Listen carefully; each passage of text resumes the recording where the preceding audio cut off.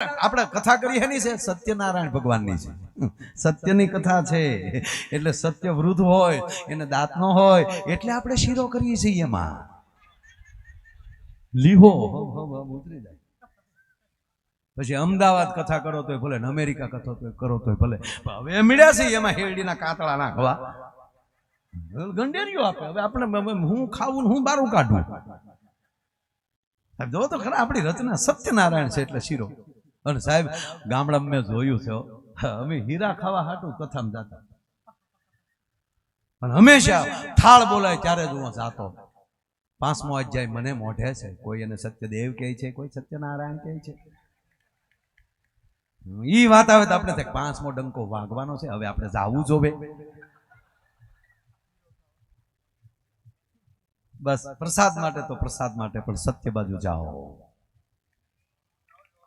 ખોટું ખોટું તો ખોટું ખોટું, સત્ય બાજુ જાઓ, એમાં સાચું થાય. અંધશ્રદ્ધા તો અંધશ્રદ્ધા, પણ શ્રદ્ધા તો છે ને એ બાજુ જાઓ, પછી અંધાપો નીકળી જાય અને શ્રદ્ધા પ્રગટ થાય. શરૂઆત તો અંધથી જ થતી હોય. ગીતા જેવા ગીતા ગ્રંથની એની શરૂઆત અંધ કરે છે ધૃતરાષ્ટ્ર. સાહેબ અંધતાથી શરૂ થતું હોય છે, અજાણતાથી શરૂ થતું હોય છે, એમાંની જાણકારી પ્રાપ્ત થતી હોય. એટલે અમે પ્રવીણભાઈ બહુ કથામાં હું જાતો, બહુ એટલે બહુ. અરે પણ એક જણો તમે સાંભળીજો, જે એક જગ્યાએ ગામમાં કથા હતી, તે ગામમાં કથા હતી, એક જણો રાજ્ય વાડે પાણી વાળતો હતો. એ પાણી વાળતો હતો ને, અને કથા કરવા વાળો લોભીનો દીકરો તેદી ભટકાઈ ગયો. બધા કરે છે તો ચાલો ને આપણે કરીએ, આપણું ખરાબ ન દેખાય ને.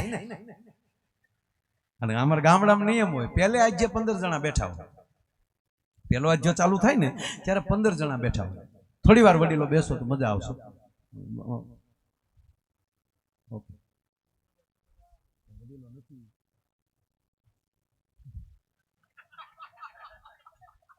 આપણે ઘણી વાર આપણો અંદાજ ખોટો પડતો હોય.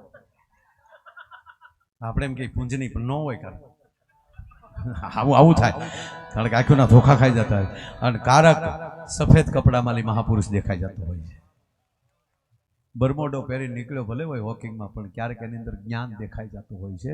એટલે બહુ આપણે લેવલ કરવા નહીં. ઘોડિયાળમાં હુતેલા બાળકને નાનું ન સમજવું, દુનિયાની મહાન હસ્તી ઘૂઘવાટા કરતી હોય. બોલાવ એક જગ્યાએ સાહેબ હુઈ ગયા, ભણાવતા ભણાવતા હુઈ ગયા. એ સમયની વાત. અત્યારે તો કેવા સાહેબ તોડી નાખે. સાહેબ હુઈ ગયા ભણાવતા ભણાવતા. અમુક ના નાખોરા બોલો ને 3 સ્ટેમ્પ પડતા.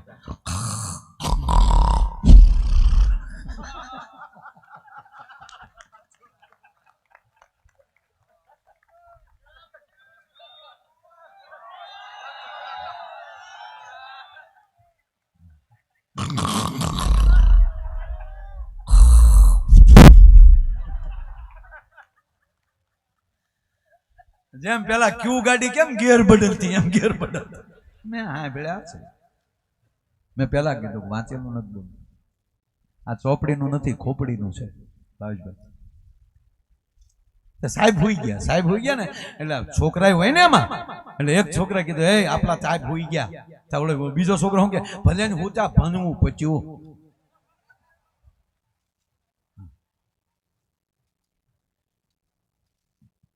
અરે કે હોય કઈ ભણવું પત્યું એમ, પગાર છે નો હોવાનો લઈશ, જગાડો સાહેબ ને. બોલો કે આપને જગાડવા નથી, હો સાહેબ છે અહીં જાય છે, કા કરી લે આથો સાહેબ. તો એક છોકરો આળવી સાહેબ ના કાનમાં હળી ભરાવી, હળી હો ત્યારે સાહેબ એ આવલું માર્યું, છોકરાનો હાથમાં આવી ગયો અને સાહેબે હામો લીધો. કેમ છાળા કરે છો?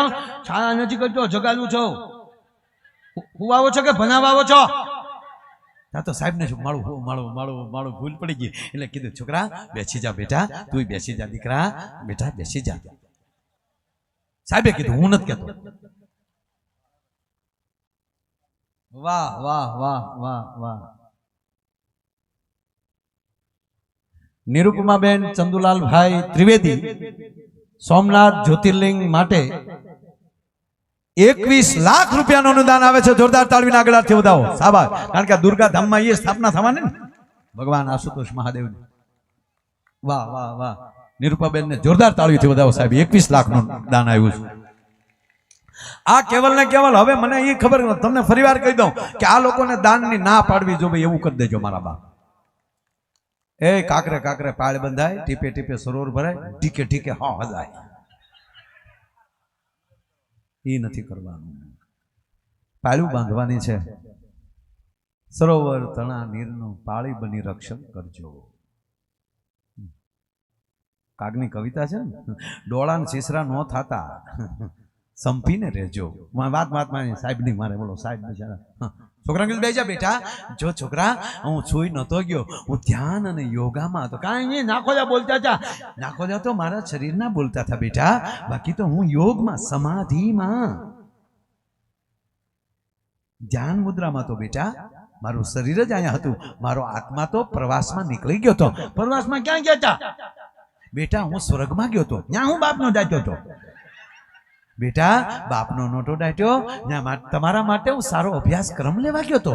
તો છોકરા તાળી આપણા સાહેબ સ્વર્ગમાં અભ્યાસક્રમ લાવ્યા. એક છોકરો જે ઓલો પ્રશ્ન પૂછતો હતો ને, કાઢ કે સાહેબ ગોથું ખાઈ ગયા, કાંઈ વાંધો નહીં. 15 દી પછી એ હોઈ ગયો છોકરો. હા સાહેબે એક વાડમાં નાખ્યો. શું વાવોસ કે ભણવાવોસ? સાહેબ શિષ્ય તમારો છો, હું ધ્યાનમાં આગળ વધી ગયો છું. હું ધ્યાનમાં હતો, સમાધિમાં હતો. ગુરુદેવ જી ગુરુદેવ. હા ગુરુદેવ જી ગુરુદેવ. તને બેટા ધ્યાન નહીં ગુરુજી, ધ્યાનની માથે ચડી ગયો છું. અચ્છા તું ક્યાં ગયો હતો? સ્વર્ગમાં જ, એના એ જ રૂટમાં હું હતો સ્વર્ગમાં. ઇન્દ્ર વરુણદેવ દેવતાઓ, અરે ગુરુજી તમે વાત ન કરી અમને. કેટલું સરસ છે સ્વર્ગમાં. અપસરાવો ધા ધઈ દિન દિન દિન દા રંભા મેનકા. ગુરુ ગોતું કઈ જગવા મારું. ત્યાં જઈને તે શું કર્યું? આનંદ. ગુરુજી હા ગુરુજી. જી ગુરુજી હા ગુરુજી. આનંદ કર્યો, આનંદ પરમાનંદ.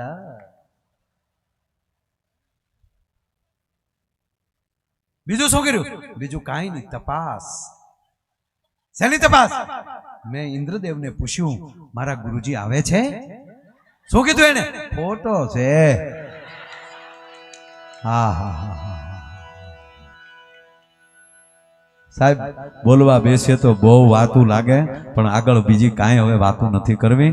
મૂળ વાત એ છે કે આ જગદંબા દુર્ગાના, આ દુર્ગા ધામનો આ એક ઐતિહાસિક કાર્યક્રમ અને ભાવેશભાઈ થી લઈ અને આખું ટ્રસ્ટ, ખરેખર પ્રવીણભાઈ આવા જે કાર્યો થઈ રહ્યા એ ભારત માટે એક રૂપાળા સુકનો છે.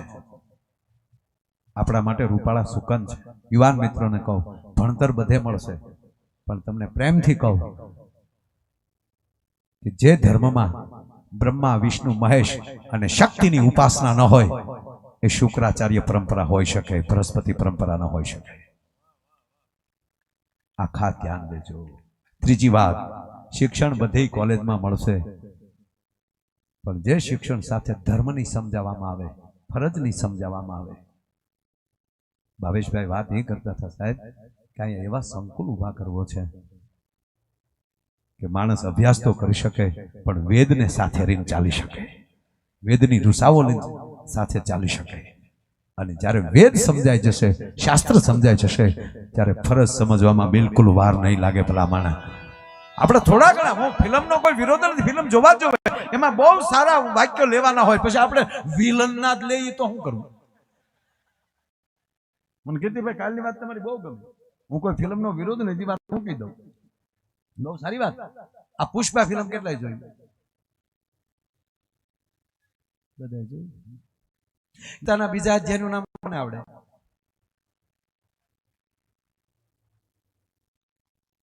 અઢાર અધ્યાય છે મારા બાપ. કેવું છે? કેવું? સંખ્ય યોગના. યસ, કેવલ 18 અધ્યાયના નામ કંઠસ્થ રાખશો ને તો એ મુરલીધર મહારાજ ને માં જગદંબા તમારા ભરોસા કરશે, એમ કહેવાય. તમારે હારે રહેશે. એકવાર યુવાનો ગીતા વાંચી લ્યો ને એટલે તમને જીવન જીવવાનો કેળો જડી જશે. કારણ કે વેદ અને ઉપનિષદોનું અર્થ એટલે ભગવદ્ ગીતા છે.